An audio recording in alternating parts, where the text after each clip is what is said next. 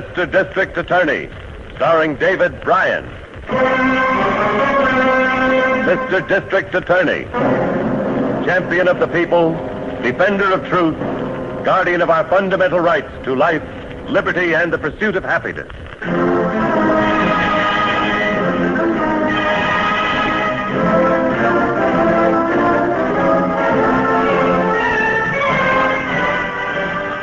And it shall be my duty as district attorney not only to prosecute to the limit of the law all persons accused of crimes perpetrated within this county, but to defend with equal vigor the rights and privileges of all its citizens.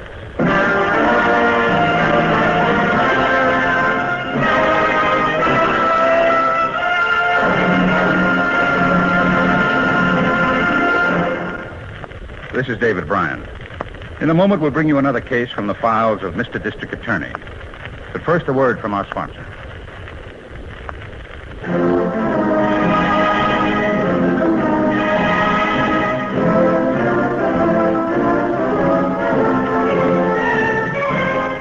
And now, here is our star, David Bryan, as Paul Garrett, Mr. District Attorney.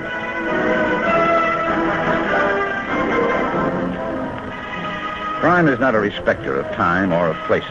A district attorney knows that it may strike at high noon on the streets of the city or at midnight in the country.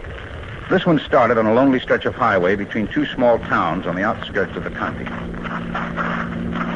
Hey! Hey, stop!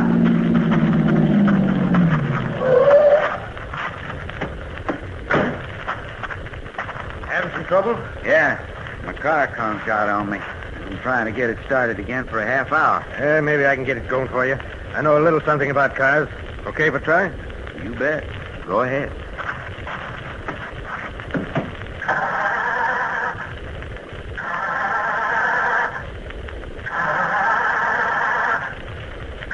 It looks like she ain't about to start, friend. You must be out of gas. Gage says she's half full. Gauge must be busted then. Choking her like I did should have flooded the carburetor. If gas was feeding through, we'll get the smell of it. We had better check the tank.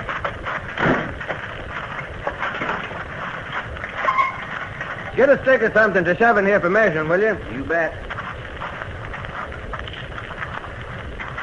This branch ought to do it. It's good enough. Get it here. Empty? Eyes a bone. Well, that leaves me in great shape. I got a siphon hose in my trunk. I'm kind of low myself, but we can drain enough out of my tank to get you to Cedarville. It's only 4 miles. I live there. Is there an all-night station there? Oh, afraid not. Just a village. But I can put you up for the night if you don't mind barking in the jail. What do you mean, the jail? I'm the constable. Oh. Oh, well, don't worry. The jail's clean. Now, come on if we're going to get you started. Yeah, you bet. Hose is in here someplace if I can find it. Got a match on you? You bet. Ought to be here someplace. Guess I let a lot of junk pile up. Can't hold this match much longer. Let's light another one. That was the last one in the book. Well, come on. Have you got that hose or haven't you? Point in getting so at me, mister. Hey, how come you didn't know the gas gauge in your car was busted? It must have just happened, I guess. Seems to me there's a sedan just like yours on my state bulletin, a hot car seat. That you got proof of ownership on you? I got proof all right in my pocket, pointed right square at your belly. Use your head, young fella. A stolen car's a bad charge, but it ain't nearly as bad as using a gun to resist arrest. You better hand that gun over and come with me. Why, you rube, you small town hick. You stinking rube. Come on. There's a car coming. On your feet. Come on, I said, on your feet into that brush. Now, if they stop, you're going to get it right through the middle. You'll get yours for this. Help! Help! A cross-country bus. Cop, go ahead and yell. Yell your heart out. Try to out-yell that motor. Now we can make a deal, Cop. I ain't making any deals with you. Oh, yes, you are, and here it is. A bullet in exchange for your car. You're one cop nobody's going to worry about anymore.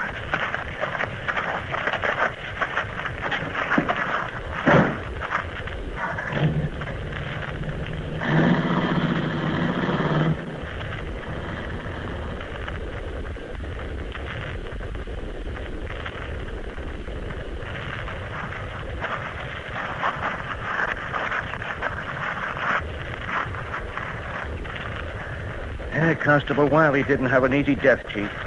Look at that. I see it, Hank. You tried to call out to the road.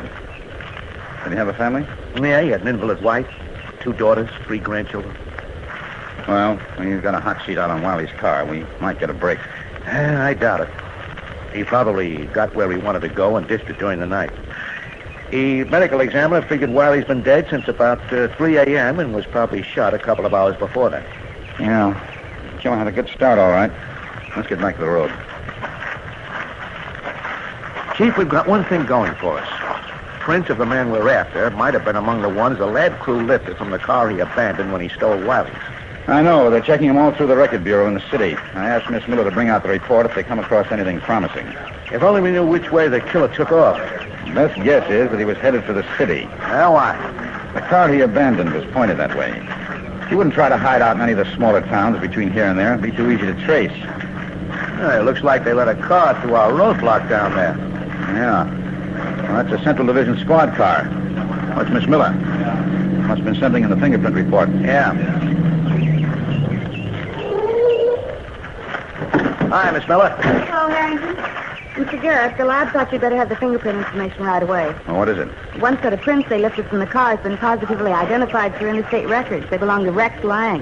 Rex Lang? Yes, sir. Morgan said the impressions were clear. There can't be any mistake. I made a copy of Lang's criminal record. I don't need it. I know Lang's record by heart. You'd better get back to the city, Miss Miller, in case anything comes up at the office. Yes, sir. Where will you be? I want to make some stops along the road. Diners, service stations, places like that. We'll see you later. All right. Rex Lang, born in Idaho? Yes, Pocatello, I think. He fancies himself as a ladies' man. Before he went to the reformatory? Pretty young, Chief. There was a high school girl who smuggled him a knife who used to kill the reformatory guard. And there have been indications that he used a woman as a lookout on burglaries where his prints have been found. I'd love to get him. Harrington, what I'm going to say now isn't in order. I want that to be clear in your mind. What are you driving at, Chief? If you ever corner Rex Lang, you'll have a mad dog in your hands. But I want him taken alive if it's humanly possible. I understand, Chief. Now, remember, it's not an order. You may have to play it his way. I still think maybe I'll be able to recognize him from that old mugshot. He's a cop killer, Harrington. Just make sure you don't recognize him too late.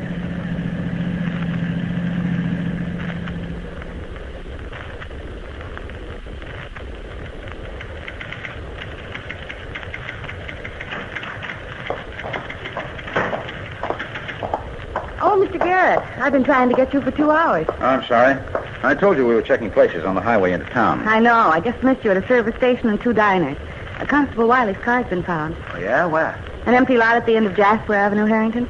Lab crew's working it over now. How'd you make out? Nothing, I'm afraid. You better come into my office, Harrington. Oh, maybe the lab report now. District Attorney's office. Yes, Morgan, he just came in. I'll take it, Miss Miller. Hello, Morgan. Hello, Chief. Just finished checking Wiley's car. Got some more of Lang's fingerprints. Well, that pins it to him, all right. You find out how long the car's been there? Yeah, guy in the house across from the lot was up walking his baby last night. The kid was teething. Said he heard the car, looked out of the window, saw a man leave it in the lot. You get a good enough look to give us a description? No. Did he know what time it was? He said 1:30 a.m. And that checks. With what? End of the subway line is only a block from where the car is ditched. I had one of the boys check, make a call to the night cashier. I figured if Lang left the neighborhood, he left by subway. No, good thinking. Did the night cashier see him? Yeah, at least he saw a guy. Came in just in time to get the 140. Only passenger at that station.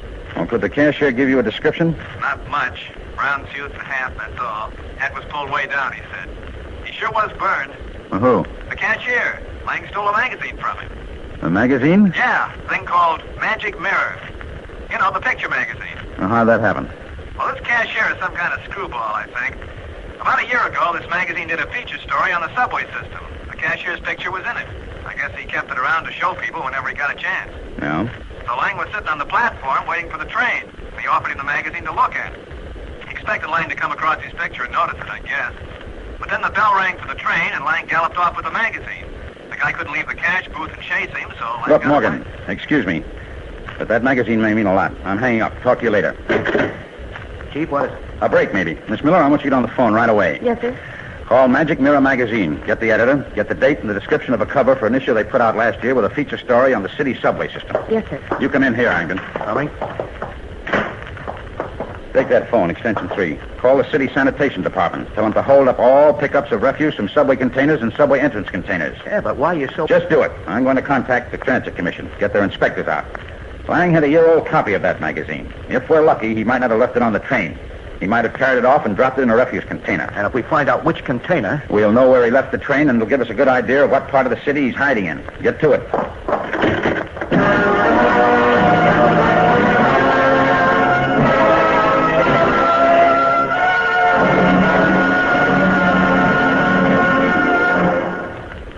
Now, this is David Bryan. Before we continue with Mr. District Attorney in the case of the cop killer, here is an important message I'd like you to hear.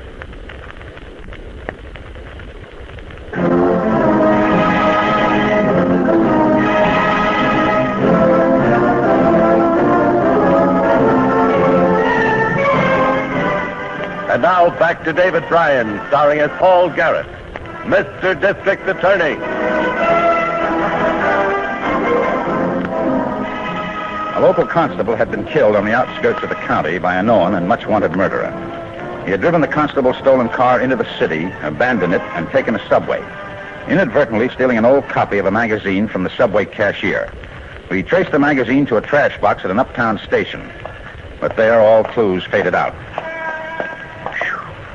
4 days in this crummy neighborhood is beginning to get me down, Chief. Even if Lang did come to this area, he might have gone by now. Just the same, we'll keep looking until we're sure. The whole district has been under around-the-clock surveillance since we found that old magazine. Now, how about some breakfast?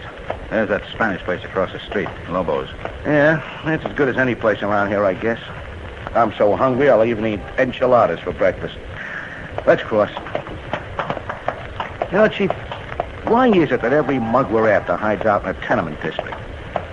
Now, what makes you think he isn't in the better section around here, where the hotels and the shops are? It's only 2 blocks away. Well, there are more people around here and fewer questions asked. Yeah, I guess you're right.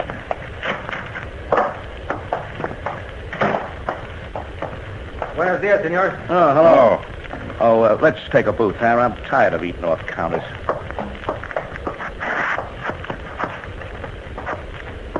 You wish to see the menu, senor? I have everything. Yeah, make mine fruit juice, couple of eggs scrambled, easy with bacon, and toast and jelly. Oh, that sounds good to me. Double it. Buenos dias, senorita. I will be with you in one moment. You bet. Coffee now or later, senor? Later. You go ahead, wait on the lady first. I just want to sit here and give my feet a rest. Gracias. Thought you were going to have enchiladas for breakfast. Yeah, when he gets through with the eggs, maybe I'll wish I had. I just want a container of coffee to go, Lobo. See. You want it black? No, cream and sugar. Here. 13 cents change. Thank you, senorita. You bet. Sit tight, Hyman. Oh, miss. Just a minute, please. What? Were you speaking to me? Yes, I happened to look out of the booth and saw you. Don't I know you from someplace? I don't think so. Oh, you look familiar. You live around here, don't you? You bet. Well, I'm a photographer. Used to have my shop around here about a year ago. Maybe I took some photos of you. No, not me. I've only been in the neighborhood for 6 weeks. Oh. Well, maybe it was someplace else. Where do you come from? New Jersey. Well, that's your home state? You bet. Well, my mistake, I guess. I was sure I knew you. Excuse me, please. You bet. You have the wrong senorita, no? Well, maybe. Cancel our orders. Here's $1 for your trouble. Come on, Harrington. We're leaving. See you later, Lobo. Oh, there she is. Turning the corner. Chief, do you mind letting me in on this? Did you notice how that girl kept saying, "you bet"? Yeah. Now, what about it? On that reformatory report on Lang, the part about his habits, his favorite expression was, "you bet." So? She picked up that habit someplace, Harrington. Probably from being around somebody who uses the expression constantly. And that could mean Rex Lang. Let's see where she's taking that container of coffee.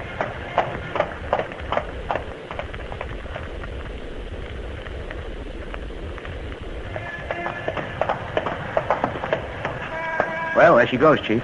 Yeah, a jewelry store. Yeah, it doesn't look like we're going to find Lang in there. She went to the back of the store. I'm going for a phone booth. Have Miss Miller check on a few things. You stay right here on this block, though. Walk to the corner with me. If she's Lang's girl, she wouldn't be working tight, Chief. I can think of a good reason she might be working in a jewelry store. You mean casing it? For Lang to knock over? Yeah, it's been done before. Yeah, it's pretty dangerous for her, Chief. I'm going to have Miss Miller check on Lang's methods in robberies. He's pulled them in the past. You see what you can find out along the street here. She's a very pretty girl, so it's a safe bet she's been noticed by other shopkeepers along here. Maybe one of them will know her name, where she lives. I'll tip our hand if I go around asking too many questions. Well, don't make them sound like official questions. Make them sound like you're just another man who's seen a pretty girl. Now get going. I'll call Miss Miller and wait till she calls me back. Meet you at the car in about an hour.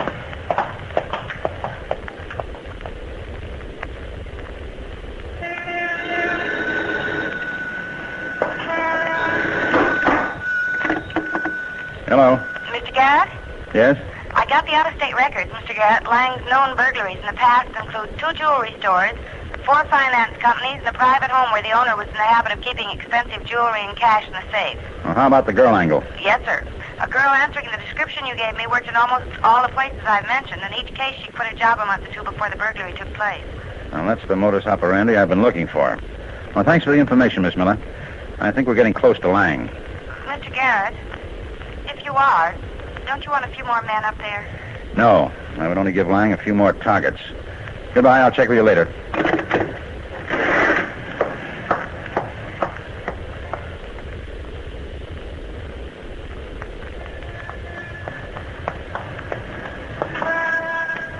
What time you got, Chief? Almost 1. She'll have to be going back to work soon. Yeah.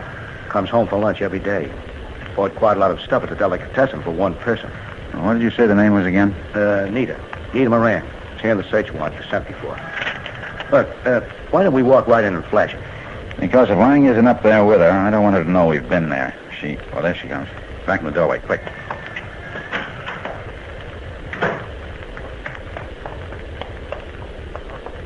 It's a good thing we ducked.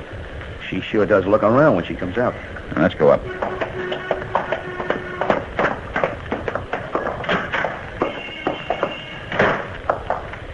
Here are the mailboxes. Yeah. Here it is. Moran. 2nd floor right. Try the hall door.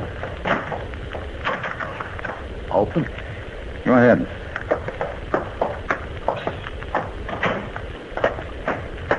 Better have your gun ready. I've got it right here in my pocket.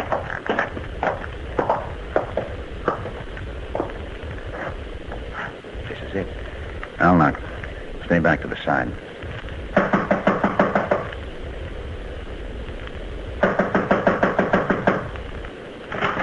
Who are you looking for?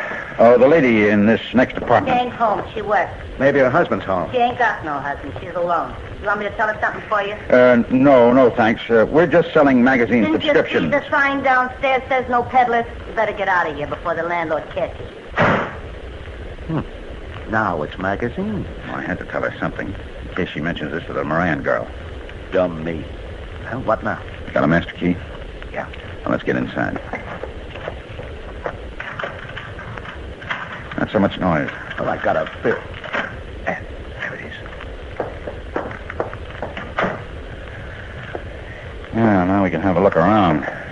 Well, we can see a girl lives here, all right. Yes, but there's no sign of a man. Closet. No men's clothing.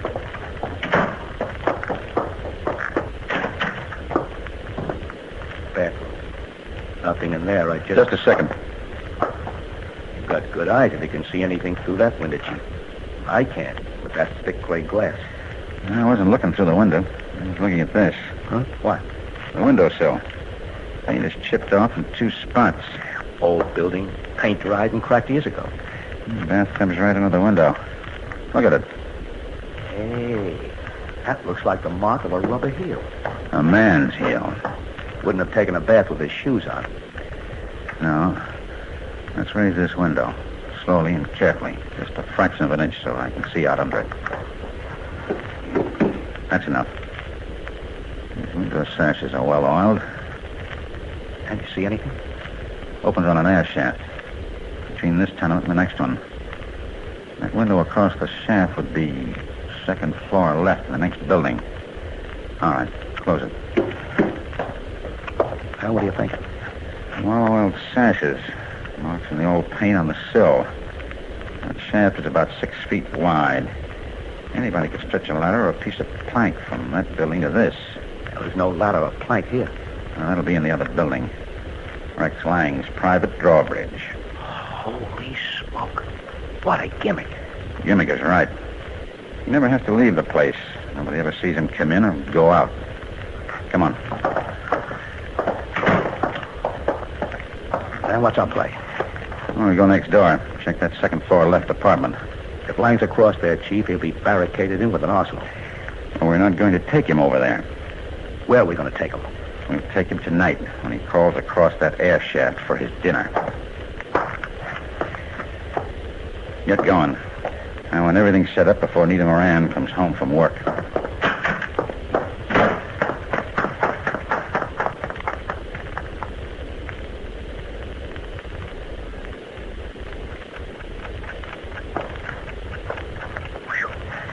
Hot in this closet. 5:15. She ought to be home. Morgan posted? Yep, in the basement. Window leads from it to the bottom of the air shaft. It's a good thing you thought of that building next door. Imagine, that 2nd floor left nailed up tight. You'd never suspect it was being used from the hall. Well, that's the way Lang wants it to look. The owner has a petty record. Must be helping Lang. For an extra high rental. We'll pick him up later. Wait a minute. Shh, she's coming. Let's hope she has nothing to hang up in this whole closet. No, I can see a little. He's going into the bathroom. Come on. She won't see us now.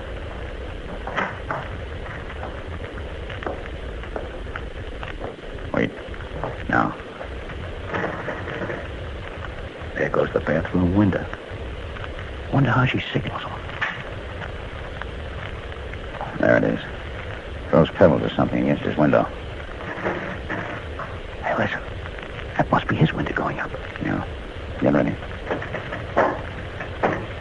Pushing something across. All right. I got it. Resting right? Mm-hmm. Come on. Now.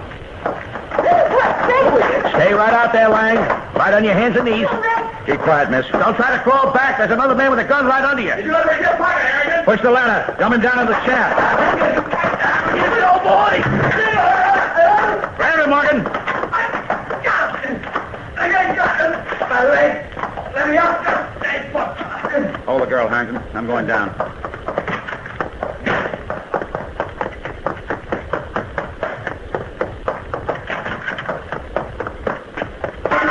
What's the gas, Chief? Air shaft entrance is over here. I see you. Chop. I'd have blasted you all if I could have Your got them. blasting days are over, Lang. How is he, Morgan? Looks like a broken leg, that's all. Harrington, Yeah, Chief. call for a police ambulance. Okay. Who tipped you off? You'd never catch me without a tip-off. Or was it Nita? Or that thieving landlord? Well, answer me. What is it? A police secret or something? You bet, Rex. You bet.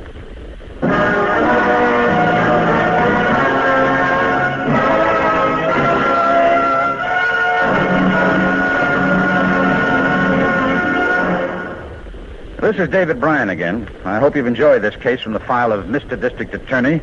I'll be back in just a moment after this message from our sponsor.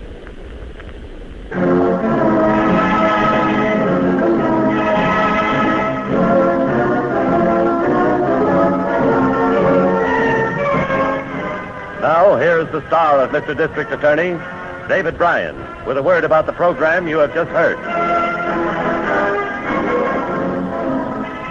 Rex Lang was tried and convicted for murder in the first degree. He was executed in the manner prescribed by law. Nita Moran was convicted of major crimes in several states and is serving accumulated sentences of more than 50 years.